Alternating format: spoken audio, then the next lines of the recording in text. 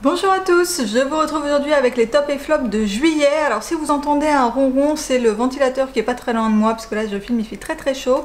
Si je n'ai pas de ventilateur, je vais me transformer en petite flaque là devant vous. Alors je commence ces top et flops avec Parasite, le film coréen qui a eu la Palme d'Or à Cannes cette année.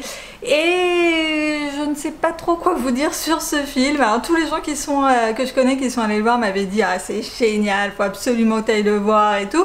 Par contre personne ne parlait de l'histoire et de quoi parlait le film et effectivement tout tourne autour d'un seul élément. Donc en fait si je vous en parle, voilà, ça n'a plus trop d'intérêt d'aller voir le film, donc je vais faire comme tout le monde et je ne vais rien vous raconter de l'histoire. Le film est un petit peu beaucoup même what the fuck, hein. Il y a des trucs comme ça qui apparaissent, qui sortent de nulle part. Donc il y a des moments c'est vraiment très drôle, c'est très marrant et tout, mais il y en a d'autres, ça a été trop what the fuck pour moi, donc voilà, je sais vraiment pas trop quoi penser de ce film, j'arrive pas trop à déterminer si j'ai bien aimé ou pas. Je pense que j'ai bien aimé certains passages et d'autres moins, on va dire ça comme ça quoi. Ensuite toujours au cinéma j'ai été voir Toy Story 4, donc j'ai également regardé le 1, le 2 et le 3 avant d'y aller, donc je les avais déjà vus, alors je les avais déjà vus, je pense que je n'avais pas vu le 2 parce qu'honnêtement il ne me disait rien, mais le 1 et le 3 oui ça je suis sûre que je les ai déjà vus et que je les aime beaucoup. Le 4 il est sympa, voilà, c'est un dessin animé, c'est un Toy Story, c'est sympa, ça se regarde bien, c'est rigolo, c'est mignon, tout ça, mais mon préféré ça reste vraiment le 3 que j'ai vu 1000 fois, qui me fait mourir de rire à chaque fois, toujours au même endroit, et en particulier le défilé de Ken que je trouve vraiment très drôle. Et donc voilà pour les Toy Story. Ensuite côté livre, j'ai fini le 6e tome de À la recherche du temps perdu de Marcel Proust qui s'appelle Albertine disparue. Alors à chaque fois que j'en finis, donc que je finis un tome, je vous en parle dans les top et flops. Jusque là les 5 premiers je les ai tous aimés, ils sont voilà très bien, c'est très bien écrit, en fait Proust développe beaucoup la psychologie des personnages, ce qui est assez intéressant. Mais là, celui-là, j'ai vraiment pas aimé parce que dans toute cette série de livres, il ne se passe pas grand-chose, hein, c'est très descriptif. On suit en fait une évolution plutôt de caractère de gens, plus que de vraies actions. Mais alors là, il se passe vraiment rien de chez rien. Et là, pour le coup, j'ai pas trouvé qu'il y avait d'évolution du caractère, notamment du personnage principal. En fait, ça tourne en rond, il ressasse les mêmes choses tout le temps, il n'y a rien qui avance, il y a 2-3 découvertes et tout.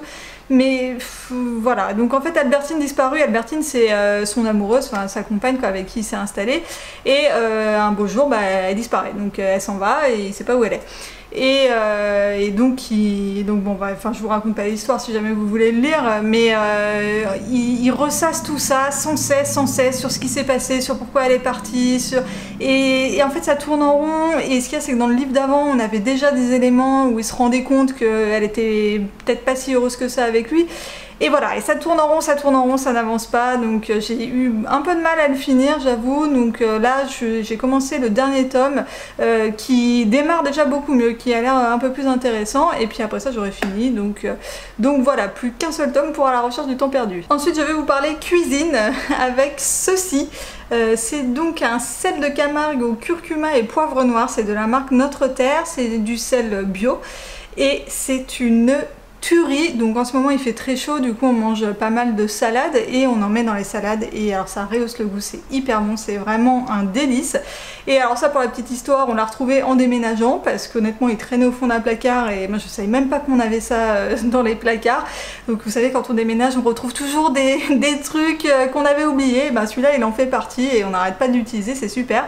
Par contre on l'utilise pas du tout pour la cuisson ou pour assaisonner des viandes ou du poisson avant cuisson parce que ça perd tout le goût. Là on l'utilise juste comme ça, plutôt pour les salades. Voilà, ça va être notre ingrédient de l'été. Et je vais terminer ces top et flop avec mon petit sac rond de l'été que j'avais acheté en fait au Vietnam cet hiver quand j'étais partie en vacances. Et donc vous voyez, c'est les sacs très à la mode en ce moment. Donc c'est un sac en espèce de paille tressée. Devant il y a un motif avec donc un tissu bleu marine, il est super beau, franchement voilà, je l'aime beaucoup. Par contre, les petits sacs ronds comme ça, c'est très joli, mais franchement c'est pas très pratique. Donc déjà il se ferme en fait par au-dessus, vous voyez il y a une petite boule là et il y a une petite lanière qui s'enroule autour, qui est assez difficile à enlever. Vous voyez que je l'ai tirée, elle commence à quand même sérieusement s'abîmer. Et ensuite à l'intérieur, donc il y a un soufflet et puis voilà, ça se présente comme ça, enfin on met nos affaires dedans. Le fait que ce soit rond, en fait, je trouve pas ça très pratique parce qu'en bas on a un tout petit espace et l'espace le plus grand il est finalement au milieu. Mais au milieu, quand vous mettez un truc, ça tombe au fond forcément. Donc bon voilà, hein, ça c'est bien pour faire ça belle, mais c'est pas le plus pratique comme sac à main. Mais par contre, il est vraiment très très joli. Le motif là devant, je le trouve super beau. Et j'en ai vu quelques-uns là, des gens dans la rue qui avaient un sac avec un motif similaire, mais on n'en voit pas beaucoup. Donc je trouve quand même assez original. Je suis plutôt contente d'avoir amené ça de vacances. Et voilà pour ces top et flops de juillet. Dites-moi en commentaire quels sont vos top et flops de ce mois-ci. Et voilà, c'est tout pour moi pour aujourd'hui. Je vous dis à bientôt dans une prochaine vidéo. Bye bye!